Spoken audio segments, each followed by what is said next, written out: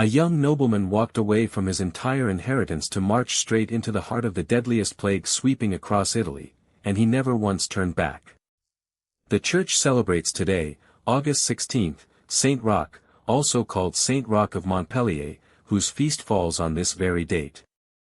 Born around 1295 in Montpellier, in the south of France, into a noble family, Roch carried from birth a birthmark shaped like a cross on his chest, a mark tradition read early on as a sign of a religious destiny. Orphaned young, he inherited considerable family wealth, and instead of keeping it, he gave everything away to the poor and set out as a mendicant pilgrim toward Rome.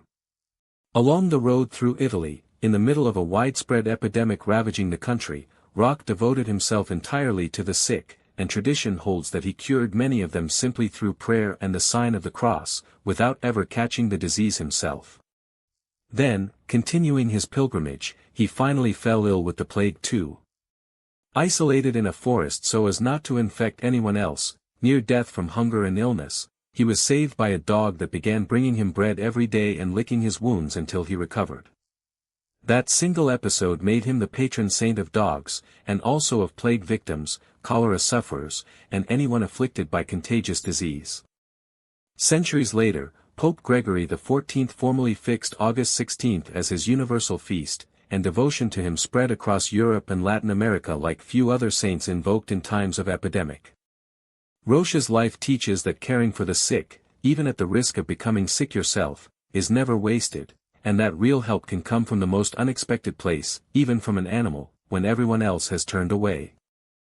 On this very same day, in a very different corner of medieval Europe, a pagan prince would defeat his own cousin in battle to become the first Christian king his people had ever known.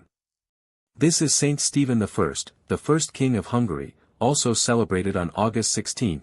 His actual date of death was August 15, 1038, but the Church moved his feast one day forward so it wouldn't collide with the Assumption of Mary, celebrated the day before. Born around 970 to 975 in Esztergom, Hungary, Stephen was born a pagan, the son of the great Magyar chieftain Gaza, but was baptized and raised Christian while still young, later marrying Gisela of Bavaria in 996, sister of the future Holy Roman Emperor.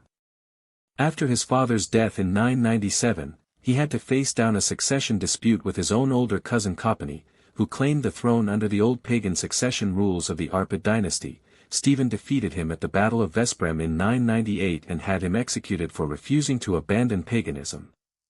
On Christmas morning in the year 1000, he was crowned the first Christian king of Hungary, receiving, according to tradition, a crown sent directly by Pope Sylvester II, a crown still preserved today as a Hungarian national treasure.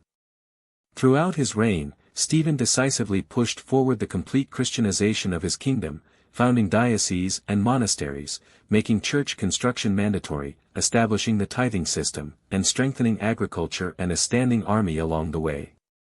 He was canonized by Pope Gregory VII in 1083, together with his own son, Prince Emmerich, and is venerated today as the national patron saint of Hungary and founder of the Christian Hungarian state. Stephen's life teaches that real conviction sometimes means fighting for what you believe in, then spending the rest of your life quietly building it up, brick by brick, institution by institution. If either of these two stories touched you today, subscribe here to Saint of the Day. Like this video, comment asking for Saint Roch's or Saint Stephen's intercession for someone you love, and share it with anyone who might need to hear one of these two stories, because every like, comment, and share like that is truly a small act of evangelization. And remember, the complete prayer to each of them is right here in the video description.